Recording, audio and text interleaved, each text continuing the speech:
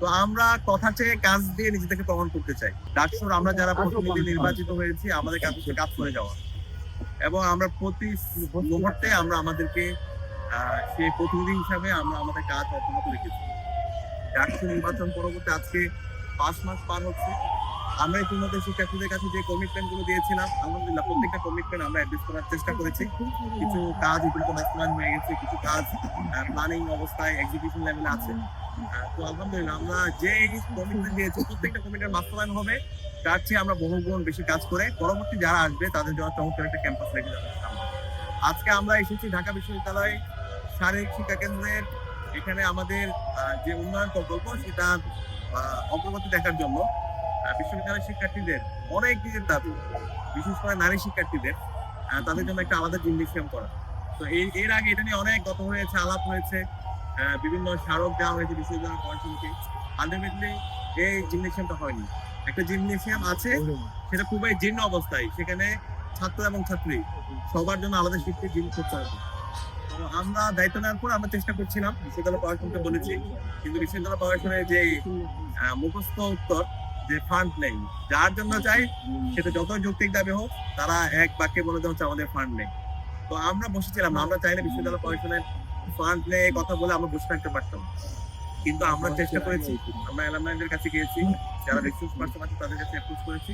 তো অ্যালামনাইদের মাধ্যমে আমাদের বিশ্ববিদ্যালয়ের জিমনেসিয়াম আলাদাভাবে নারীদের জন্য আলাদা একটা জিমনেসিয়াম তৈরির কাজ শেষ পর্যায়ে আজকে আমরা পরিবেশন করে আপনাদেরকে দেখাবো। তো আমরা কথা চেয়ে কাজ দিয়ে নিজেদেরকে প্রমাণ করতে চাই, আমরা গলাবাজি করতে চাই না। শিক্ষার্থীদের কাছে আমরা আমাদের কাজ দিয়ে আমরা নিজেদেরকে প্রমাণ করতে চাই।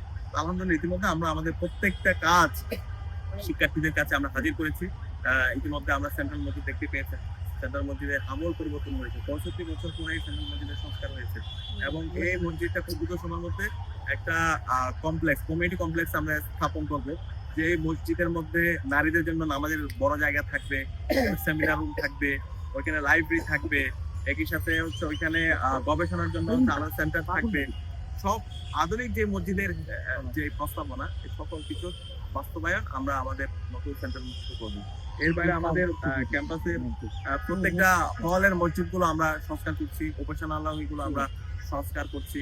আমাদের বিশ্ববিদ্যালয়ের মেডিকেল সেন্টার, যেটাকে আগে নাফা সেন্টার বলা হতো, সেই মেডিকেল সেন্টারের আমূল পরিবর্তন হয়েছে।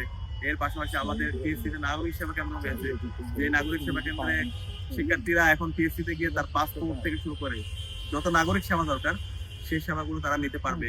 এবং সবচেয়ে বড় কাজ হচ্ছে বিশ্ববিদ্যালয়ে 2841 কোটি টাকার একটা অধিকতর উন্নয়ন প্রকল্প এসেছে, যে প্রকল্পের আওতায় ছাত্রীদের জন্য 5টা হল এবং ছাত্রদের জন্য 5টা হল, 10টা হল নির্মাণ হবে।